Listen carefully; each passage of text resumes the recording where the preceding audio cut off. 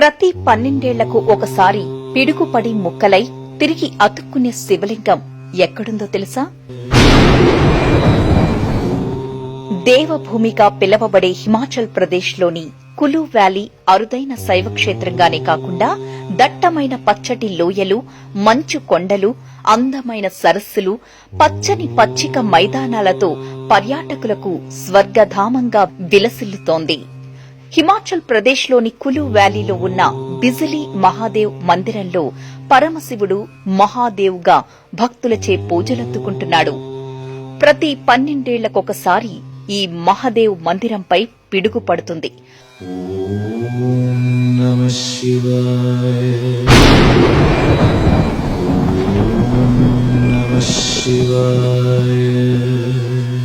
ఆ పిడుగు తీవ్రతకు గర్భగుడిలోని శివలింగం తునాతునకలైపోతుంది.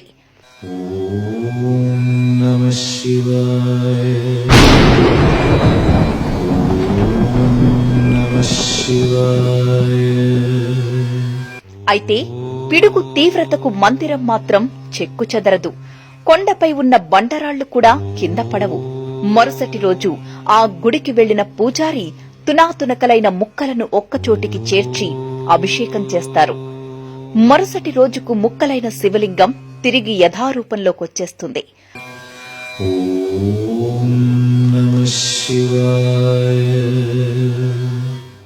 ప్రతి 12 ఏళ్లకొకసారి జరిగే అద్భుతమిది.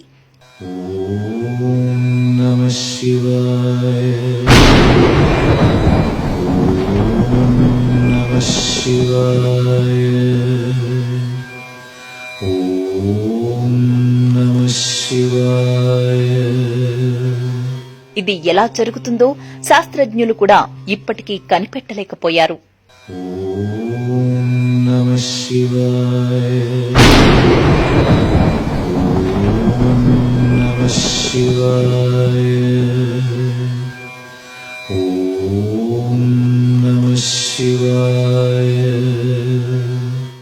ఇలా పిడుగుపడి ముక్కలైన శివలింగం మరుసటి రోజుకల్లా యథావిధిగా కనిపించడం వెనుక ఒక పురాణ గాథ ప్రాచుర్యంలో ఉంది.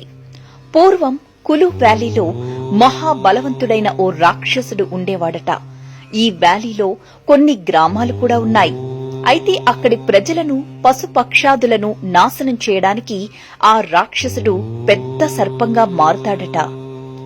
సర్పంగా మారిన ఆ రాక్షసుడు బియాస్ నది నీటి ప్రవాహానికి అడ్డుపడి చుట్టుపక్కల ఉన్న గ్రామాల ప్రజలను ముంచేయడానికి ప్రయత్నిస్తూ ఉంటాడు.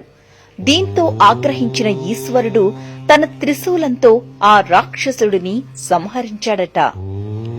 ఆ రాక్షసుడు చనిపోతూనే పెద్ద కొండగా మారిపోతాడట.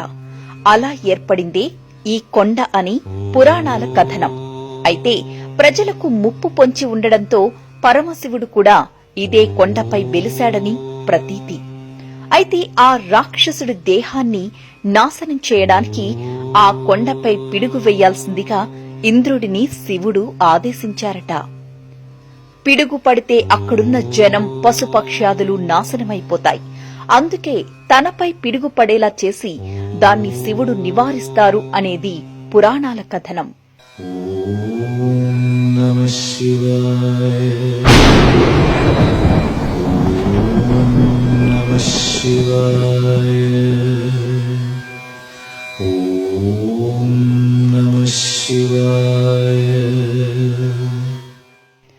మహాదేవుడి ఆజ్ఞ ప్రకారమే 12 ఏళ్లకొకసారి పిడుగు పడుతుందని, ఆ వెంటనే శివలింగం అతుక్కుంటుందని ప్రతీతి.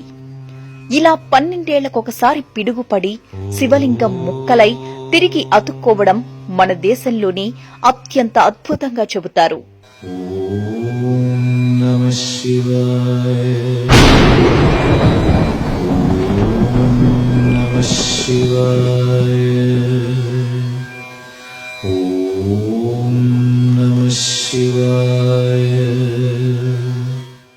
కులు వ్యాలీలో ఉన్న ఈ మహాదేవుడి ఆలయాన్ని చేరుకోవడం అంత సులభం కాదు.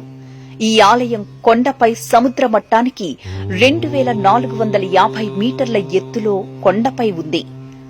పర్వతంపైకి వెళుతున్న కొద్దీ ఆక్సిజన్ తగ్గిపోవడం వల్ల శ్వాస తీసుకోవడం కూడా కష్టమవుతుంది. అదృష్టవంతులకు మాత్రమే ఈ కొండపై ఆ మహాదేవుడి దర్శనం లభిస్తుందట. కులులో కొలువై ఉన్న బిజిలీ మహాదేవుకు ఏడాదికి ఒక్కసారి ఉత్సవం నిర్వహిస్తారు.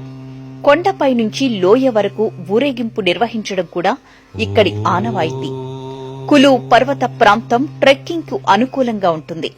దీంతో పర్వతారోహకులు, సాహసికులు కూడా పెద్ద ఎత్తున మహాదేవ్ మందిరాన్ని సందర్శిస్తుంటారు. చూశారుగా, పిడుగుపడి ముక్కలై తిరిగి అతుక్కునే ఈ అరుదైన శివలింగాన్ని దర్శించాలంటే కులుకు వెళ్లాల్సిందే. బిజిలీ మహాదేవ్ ఆలయాన్ని సందర్శించండి. అద్భుత ఆధ్యాత్మిక పర్యాటన అనుభవాన్ని పొందండి. ఓం నమః శివాయ.